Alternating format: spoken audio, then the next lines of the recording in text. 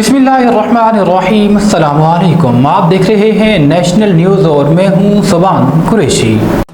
नारोवाल से नुमाइंदा मोहम्मद फारूक की रिपोर्ट के मुताबिक नारोवाल स्पोर्ट्स जिमनेजियम में रेस्क्यू 1122 की कुदरती आफात और हंगामी सूरत हाल से निपटने के लिए फर्जी मशक़ें की गईं। रेस्क्यू 1122 सिविल डिफेंस, वापडा और पुलिस समेत मुख्तलिफ महकमों ने फर्जी मशक़ों में शिरकत की। डिप्टी कमिश्नर सैयद हसन रज़ा और DPO मोहम्मद नवीद मलिक ने फर्जी मशक़ों और इस मौका पर मुख्तलिफ महकमों की जानिब से लगाए जाने वाले इमदादी कैंपों का जायज़ा लिया।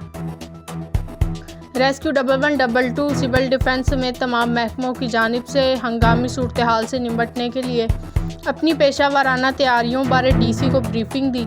फर्जी मशक़ों में ज़ख्मियों को इब्तदाई तिब्बी इमदाद मुहैया करने और हंगामी सूरत हाल से लोगों को रेस्क्यू करने का मुज़ाहरा भी किया गया।